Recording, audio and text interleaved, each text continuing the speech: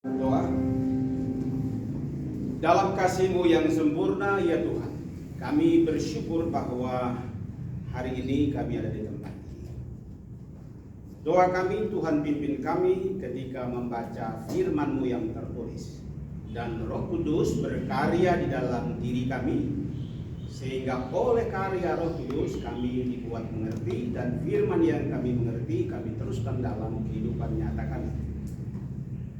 Terpujilah nama-Mu, pimpin hamba-Mu, urapi dan kuduskan, supaya ada kelayakan dalam membaca dan menguraikan firman tertulis. Terpujilah nama-Mu, dalam nama Tuhan kami Yesus Kristus kami berdoa dan bersyukur kepada Bapa di sorga. Amin. Selamat pagi untuk kita semua. Saya kemarin beberapa hari yang lalu saya terlalu fokus untuk satu kegiatan karena merasa senang sampai saya lupa kalau hari ini adalah hari Jumat. Untunglah Pak Enos ingatkan saya semalam. Lalu saya WA balas ke beliau, bukankah besok itu hari Kamis? Dia bilang hari Jumat, Pak. Lalu saya tanya lagi kepada istri saya, dia bilang ya hari Jumat. Lalu saya belum yakin, saya lihat di laptop saya perhatikan, oh ya benar. Ya, jadi saya lagi menggeluti sesuatu yang kadang saya tidak paham. Oleh karena itu saya harus belajar, ada kode-kode tertentu untuk bisa dimunculkan.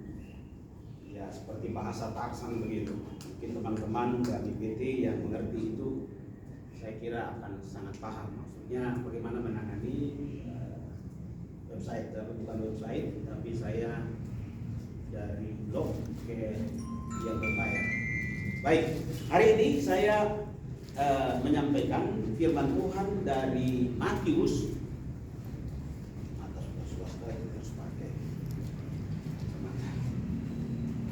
Matius pasal 6 ayat 25 sampai 34.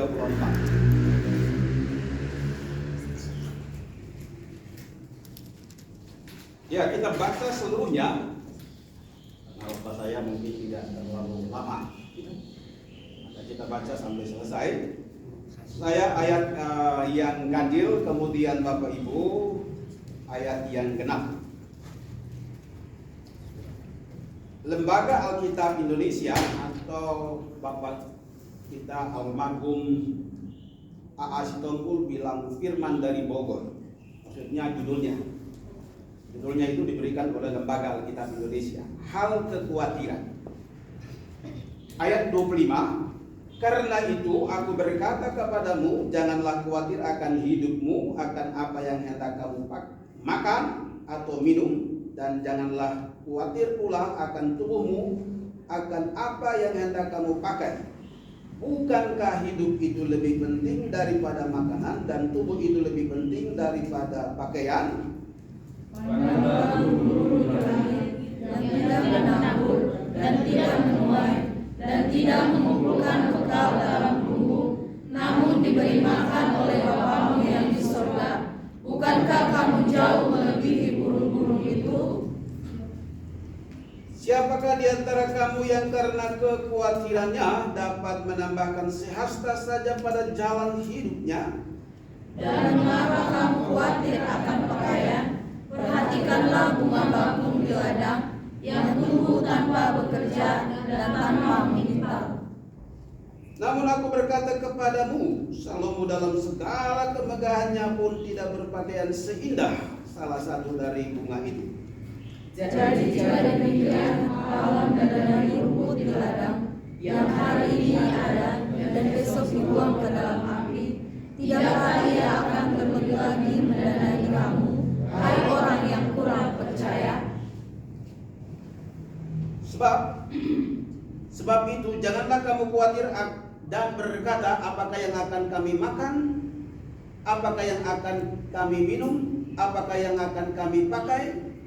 Semua itu dicari bangsa-bangsa yang tidak mengenal Allah. Akan tetapi Bapamu yang di surga tahu bahwa kamu memerlukan semuanya itu.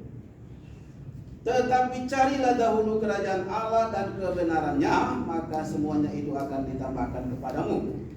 Sebab itu janganlah kamu khawatir akan hari esok, karena hari esok mempunyai kesusahannya sendiri.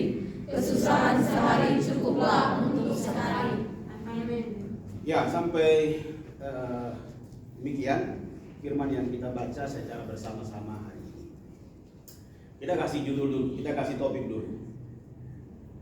Cara mengatasi kekhawatiran makan dengan memandang burung di langit. Kalau memandang burung saja itu tidak jelas. Oleh karena itu harus ditambahkan burung di udara.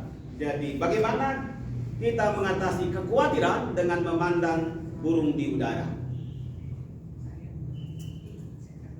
Itu berarti bahwa saya hanya fokus pada satu bagian. Yesus bicara tentang kekhawatiran, lalu dalam menjawab kekhawatiran itu, Yesus memberi beberapa contoh secara natural. Ada burung, tetapi juga ada bunga. Jadi saya hanya sampai pada tahap yang pertama, yaitu memandang burung di langit. Di tahap berikutnya memandang bunga batu. Waktu Yesus bicara tentang memandang burung di langit, sebenarnya ia dalam konteks membicarakan tentang kekhawatiran makan. Kalau saya merenung, saya biasa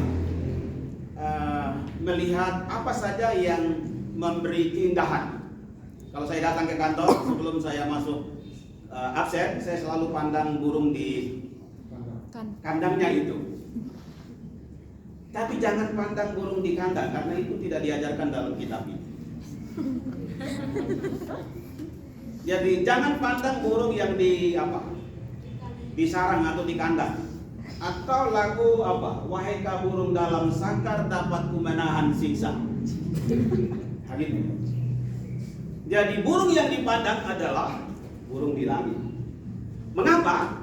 Karena burung di sangkar, ketika bicara tentang makanan, siapa yang menyiapkan?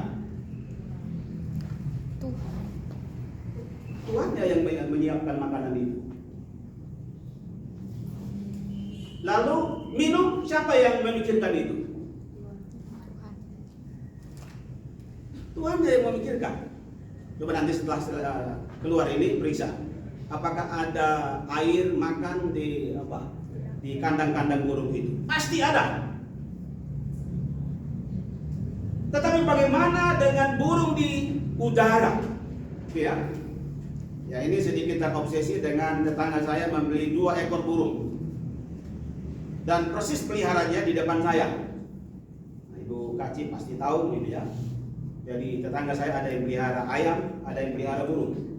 Perusahaan ini mereka pelihara burung. Tapi saya tidak bicara burung yang dikurung dalam kandang.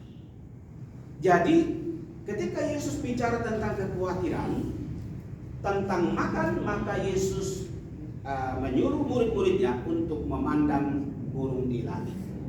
Perhatikan dalam soal makan. Dari mana burung dapat makanan? Ada yang tahu? Dari mana burung dapat makanan? Diamati saja lah di kampus kita. Ada yang pernah melihat burung dari satu pohon ke pohon yang lain? Saya suka memperhatikan itu. Ya. Tetapi jangan selesai khotbah ini burung itu dilepas. Jangan ya. Nanti ada yang marah. Kita bicara burung di udara, bukan burung di sangkar. Jadi yang dipelihara oleh Tuhan untuk burung di kandang itu hanya oksigen, udara. Tapi persoalan makan, kemudian minum, ya memang Tuhan yang ciptakan air sih. Tetapi Tuhan yang bertanggung jawab untuk memberi. Coba kalau tidak diberi dalam waktu 2 hari. Saya belum tanya kepada penjaga burung itu, apakah dia masih bertahan atau sudah mati. Apa yang saya ingin sampaikan dalam konteks ini? Ketika Yesus bicara tentang kekhawatiran soal kehidupan jasmani, Yesus menyuruh murid-muridnya berpikir secara alamiah saja, berpikir secara alamiah dengan suruh memandang burung di langit. Artinya apa? Setelah saya berpikir dan berpikir, saya menemukan bahwa burung itu dicipta Tuhan dengan kemampuan yang Tuhan beri padanya, yaitu sayap salah satunya. Dengan sayap itu, ya dia juga tidak tahu di mana makan itu disiapkan. Tetapi dari satu pohon terbang ke pohon yang lain. Kalau di udara terus, mungkin ada burung apa yang bisa makan di udara itu? Ada sejenis burung yang bisa makan, hanya terbang saja mungkin makan apa begitu, mungkin burung walet kali. Ya, tetapi ada burung-burung yang lain itu tidak persis sama. Ada yang dari satu pohon ke pohon yang lain, tetapi ada juga yang terbang turun ke bawah lalu mendapatkan makanan. Artinya apa?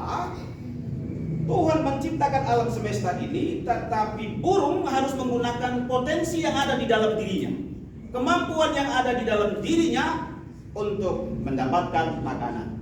Jadi makanan itu tidak langsung diberikan kepada burung, tetapi dengan kemampuan yang Tuhan sudah taruh di dalam dirinya, yaitu sayap, maka dia dapat terbang dari satu tempat ke tempat yang lain sehingga dia mendapatkan makanan.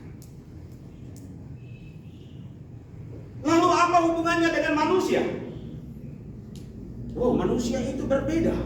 Manusia punya kemampuan yang luar biasa, kemampuan berpikirnya, kemampuan untuk menciptakan sesuatu. Kalau dalam bahasa pendidikan itu ada kemampuan secara berpikir, ada kemampuan secara sikap, ada kemampuan dalam hal terampil mengolah sesuatu. Dan itu kita bisa belajar dari banyak hal untuk membuat diri kita terampil dalam sesuatu yang olehnya kita mendapat rezeki dari Tuhan untuk makan.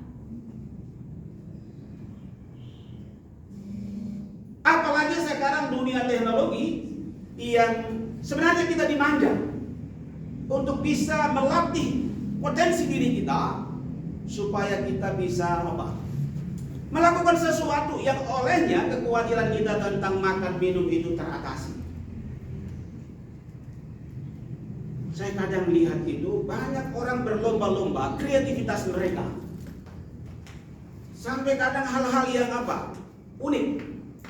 Sesuatu yang kita sudah pikirkan, kita pikir itu orisinil, tetapi ternyata setelah kita cari ada dalam pemikiran orang lain. Saya suka di YouTube. Jadi saya pikir sesuatu yang unik yang saya dapatkan itu, saya pikir itu sudah tidak ada yang dapat itu. Tetapi setelah saya cari, ada yang temukan dan sama. Jadi sebelum saya temukan itu, ada yang sudah menemukan. Jadi kalau mau cari yang orisinil itu susah.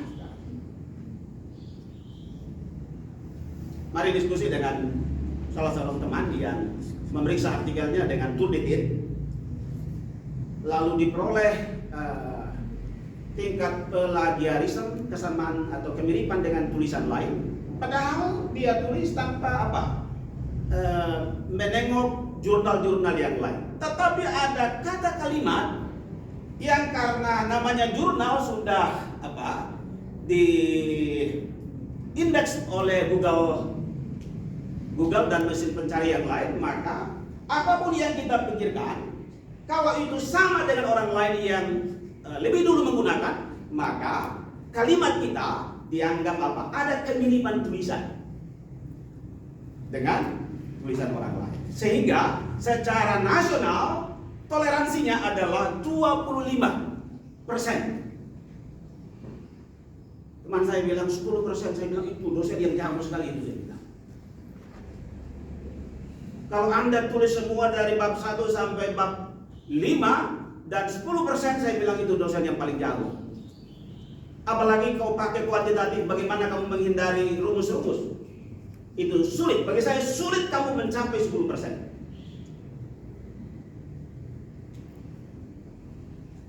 Kita kembali.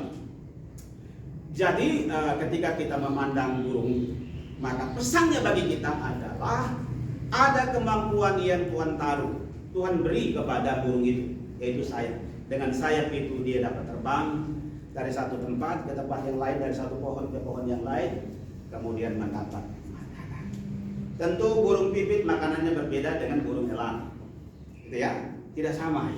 Kalau burung yang paling canggih itu sampai mendapat makanan ikan di laut, itu yang paling canggih. Tuhan sudah siapkan kemampuan. Ya sekarang pikir-pikir luar biasa Tuhan mempersiapkan apa yang ada dalam alam semesta. Jadi pesannya bagi kita adalah bagaimana kita memperdayakan kemampuan dalam diri kita. Waktu-waktu bagi kita belajar untuk membenahi diri kita dengan sejumlah kemampuan. Maka saya bilang YouTube ini sekarang memberdayakan banyak orang di seluruh dunia untuk berlomba-lomba dalam memunculkan potensi mereka. Banyak yang menemukan hal-hal yang unik. Mengapa? Ya karena dibayar. Karena dibayar mereka mulai berlomba-lomba mencari sesuatu yang betul-betul unik. Supaya apa? Itu bisa ditonton oleh orang lain. Tetapi kalau saya bicara begini tidak berarti bahwa saya menggunakan waktu di kantor untuk YouTube. Tidak juga. Ada bagian-bagian tertentu saya pakai itu. Tetapi tidak semua jam, dari jam 8 sampai jam 4 atau jam 5 saya pakai untuk ini. Tidak, karena saya merasa diri bahwa saya datang ke kantor untuk bekerja. Kalaupun ada hal-hal yang berhubungan dengan YouTube saya, maka itu biasanya dengan tridharma perguruan tinggi yang ada dalam diri saya, yaitu mengajar, penelitian, dan pengabdian kepada masyarakat.